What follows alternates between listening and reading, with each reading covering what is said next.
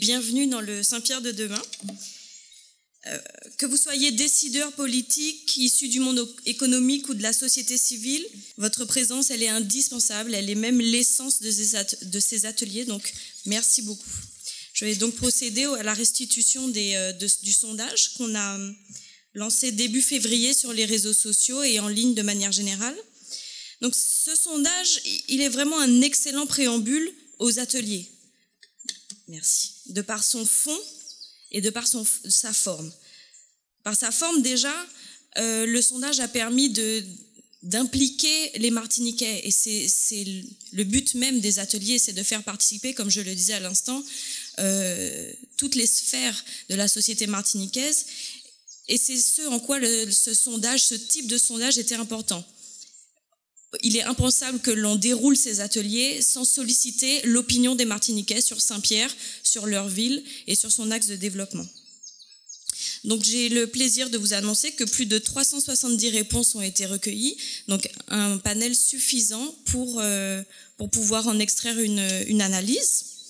Donc le profil des répondants, il était vraiment idéal parce que d'une part, il est bien représentatif de la société martiniquaise. On a un petit peu plus de femmes, 370 répondants, 92% résident en Martinique et c'est encore mieux parce qu'il s'agit de Saint-Pierre et donc on a besoin d'abord de l'avis des Pirotins en sus de celui de tous les Martiniquais.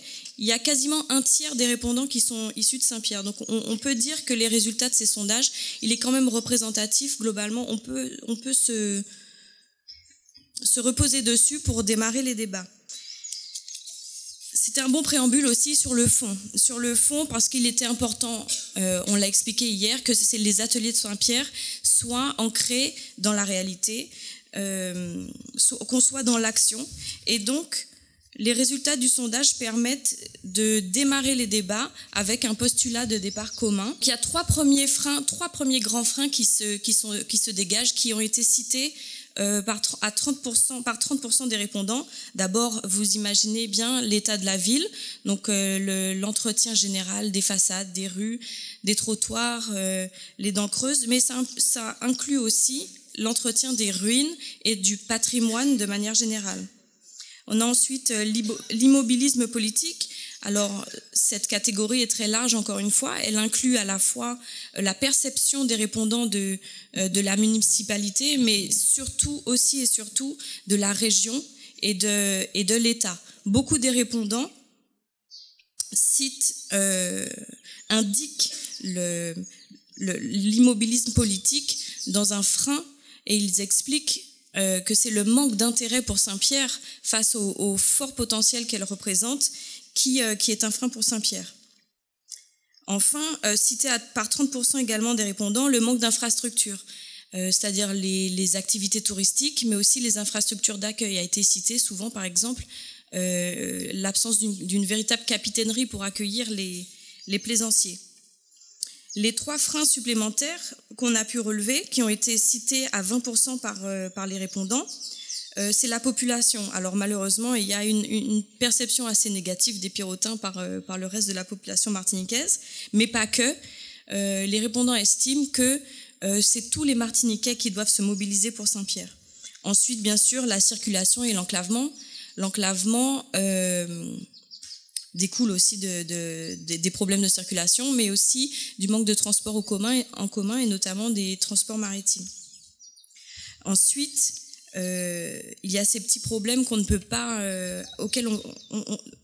auprès desquels on ne peut pas passer.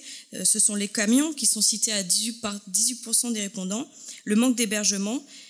Et j'aimerais quand même finir sur une note un petit peu plus positive. Il y a quand même 14% des répondants qui ont cité comme frein le manque d'argent, les problèmes de finances et aussi le manque de communication. C'est-à-dire que les répondants, même s'ils citent tous ces freins, ils sont quand même conscients que sans moyens, on peut difficilement arriver à plus et ils sont conscients qu'il y a un manque de communication sur l'existant. Donc je voulais que ce soit dit, qu'il y ait quand même qu'on sache que les Martiniquais sont conscients de la difficulté de la situation. Donc on va passer au positif maintenant. le grand succès de ce sondage, c'est quand même cette fameuse question, que doit être le Saint-Pierre de demain ? Quelle ambition pour Saint-Pierre ? Et à 75%, les répondants ont dit une ville touristique. Donc il y a vraiment un consensus sur l'idée que Saint-Pierre de demain le développement de Saint-Pierre passe par le tourisme. C'est ensuite une ville d'histoire et enfin une ville culturelle. Alors, on a tout de suite, on ne lâche rien chez Contact Entreprise. Donc, tourisme, d'accord, mais quel tourisme ? Vers quoi on s'oriente ?